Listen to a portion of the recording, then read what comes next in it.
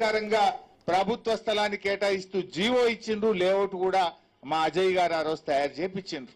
దాన్ని ఎందుకు ఆపుతా ఉన్నారు? తక్షణమే ఖమ్మం జర్నలిస్టులకు కూడా ఇండ్ల స్థలాలు వెంటనే ఇవ్వాలని చెప్పి కూడా మేము డిమాండ్ చేస్తా ఉన్నాం. లేదంటే జర్నలిస్టులను తీసుకొని పోయి మేమే వాళ్ళకి పొజిషన్ ఇప్పిస్తాం, కబ్జా ఇప్పిస్తాం, ఎన్ని కేసులు పెట్టుకో అని చెప్పి నేను హెచ్చరిస్తా ఉన్నా. ఇప్పుడు హైదరాబాద్ లో ఫ్యూచర్ సిటీలో జర్నలిస్టులకు ఇళ్ల స్థలాలు ఇస్తా అంటున్నావు. హైదరాబాద్ ఫ్యూచర్ సిటీలో జర్నలిస్టులకు ఇళ్ల స్థలాలు ఇవ్వడానికి ఇబ్బంది లేనప్పుడు ఖమ్మంలో కేసీఆర్ గారు ఇచ్చిన జీవోలో జాగలో జర్నలిస్టులకు ఇళ్ల స్థలాలు ఇవ్వడానికి ఏమి అడ్డంకి ఉన్నది అని చెప్పి నేను ఈరోజు రెవెన్యూ మంత్రి గారిని ప్రశ్నిస్తా ఉన్నా. హైదరాబాద్ లో ఫ్యూచర్ సిటీలో ఇవ్వగలిగినప్పుడు అదే చట్టం ప్రకారంగా మన ఖమ్మంలో కూడా ఇవ్వచ్చు కదా అని మేము అడుగుతా ఉన్నాం. ఇలా ఈ పేదలు ఏం చేసిండ్రు? వెలుగుమట్ల సంఘటన తర్వాత కూడా మీ కళ్ళు ఇంకా చల్లబడలేదా? వెలుగుమట్ల పేదల కన్నీళ్లు చూసినాక కూడా మళ్లీ రఘునాథపాలెంలో అదే చేయాలనుకుంటున్నారా? దయచేసి ఇటువంటి పిచ్చి పిచ్చి ఆలోచనలు విరమించండి. ఇవాళ ఇక్కడ మీరు నేషనల్ హైవే పోతుందంటే కొన్ని ప్లాట్లు పోయినాయి, ఇంటిగ్రేటెడ్ స్కూల్ కడతామంటే కొన్ని ప్లాట్లు పోయినాయి, అన్ని భోంగా కూడా మిగిలినవి ఉన్నాయి కదా, వాళ్ళని ఎందుకు తీసేస్తున్నారు? అంటే పేదలు మీ ఇంటిగ్రేటెడ్ స్కూల్ పక్కనో నేషనల్ హైవే పక్కన జాతీయ రహదారి పక్కన పేదలు ఇల్లు కట్టుకుంటే మీ కళ్ళు ఓర్వయా? పేదలు జాతీయ రహదారి దగ్గర ఉండకూడదా?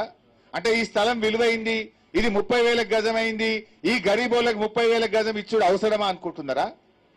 ఆనాడు కేసీఆర్ గారు ఇచ్చిండ్రు, వాళ్ళ అదృష్టం బాగుంది, హైవే వచ్చింది, ధరలు పెరిగినాయి, వాళ్ళకి మంచిగా కావాలంటే 59 జీవోలో ఆ ప్లాట్లకు వాళ్ళని ఓనర్లు చేయి, హక్కులు కలిగి కానీ ఉన్న ప్లాట్లు గుంజుకుంటామంటే ఇది చాలా దుర్మార్గమైనటువంటి పని.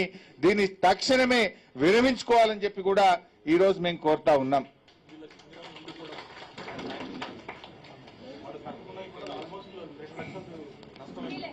ఆల్రెడీ అదే గతంలో వీళ్ళందరికీ ఇండ్లు కూడా మంజూరు అయినాయి. చాలా మంది గృహలక్ష్మి కింద మంజూరు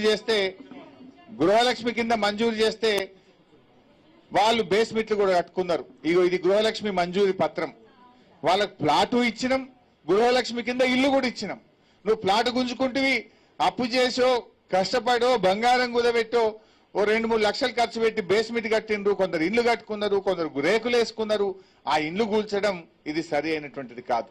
తక్షణమే వాళ్లకు ఇండ్లు మంజూరు చేయండి, యథావిధిగా వాళ్ళ జాగాలో ఇండ్లు కట్టుకోవాలి, లేదంటే మరో వెలుగుమట్ల పునరావృతమవుతుందని చెప్పి హెచ్చరిస్తా ఉన్నాం.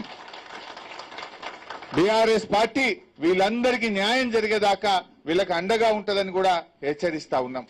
ఇవాళ ఈ ప్రభుత్వం ఏమైపోయింది? రేవంత్ రెడ్డి ఏమంటుండు? నాకు హిట్లర్ ఆదర్శం అంటాడు. హిట్లర్ను చూసే హైడ్రా పెట్టినా అంటాడు. ఎవడన్నా హిట్లర్ నచ్చుతాడా? ప్రపంచం మీద ఏమంటారు? అరే వీడు ఏంద్రా హిట్లర్ లెక్క తయారైండు అంటారు. అంటే బాగా అహంకారం నెత్తికెక్కి కళ్ళు కనబడకుండా కళ్ళు నెత్తి మీదకి ఎక్కి ఆగమాగం చేస్తోండి హిట్లరు అంటారు. నేను హిట్లరే ఆదర్శం, హిట్లర్ను చూసి హైడ్రా పెట్టి గరీబోళ్ళు ఇల్లు గులగొడుతున్నా, వాళ్ళ ఇల్లు కూలిపోతుంటే నా కళ్ళల్లో ఆనందం కనబడుతుంది అంటుండు రేవంత్ రెడ్డి. ఇదా ఒక ముఖ్యమంత్రి చేయాల్సిన పని? ఇదా ఒక రెవెన్యూ మంత్రి చేయాల్సిన పని? దయచేసి వీటిని మానుకోవాలని చెప్పి కోరుతా ఉన్నా. రేవంత్ రెడ్డిది అంతా బ్లాక్ మెయిల్ అయిపోయింది. ఇప్పుడు మన పిల్లలు కాలేజీలలో చదువుకుంటున్నారు.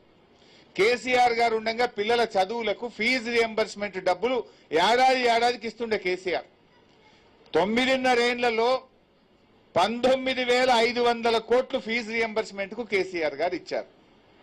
ఇవాళ కాలేజీలకు రేవంత్ రెడ్డి వచ్చినప్పటి నుంచి మన పిల్లలకు ఫీజు రియంబర్స్మెంట్ ఇస్తలేడు. కాలేజీలలో ఏమో పిల్లల సర్టిఫికెట్లు ఆపిండ్రు. సర్టిఫికెట్లు ఆపితే కాలేజీలో ధర్నా చేసిండ్రు. అరే పిల్లలు వచ్చి మమ్మల్ని తిట్టిపోతుండ్రు, నువ్వేమో పైసలు ఇస్తలేవు, మేము జీతాలు ఎట్లా ఇవ్వాలి, కాలేజీలు ఎట్లా నడపాలంటే ఆ కాలేజీలో పిలిచి బ్లాక్ మెయిల్ చేసిండ్రు. అట్లే మనకు ఆరోగ్యశ్రీ పథకం దవాఖానలలో పోతే ఆనాడు కేసీఆర్ గారు 2 లక్షల్ని 5 లక్షల రూపాయలు చేసి ఆరోగ్యశ్రీ కింద ట్రీట్మెంట్ ఇప్పించిండు. రేవంత్ రెడ్డి వచ్చినాక దవాఖానలకు పైసలు ఇచ్చుడు బంద్ చేసిండు. దవాఖానలో ధర్నా చేస్తే వాళ్ళను బ్లాక్ మెయిల్ చేసే ప్రయత్నం చేస్తాడు. అదేవిధంగా ప్రభుత్వ ఉద్యోగులు, రిటైర్డ్ ఉద్యోగులు, మా డిఏలేవి, మా పిఆర్సీ ఏవి, మా రిటైర్డ్ ఉద్యోగుల పెన్షన్ బకాయిలేవి అంటే ఉద్యోగస్తులను బ్లాక్ మెయిల్ చేసే ప్రయత్నం చేస్తుంటాడు. నిన్న స్టేట్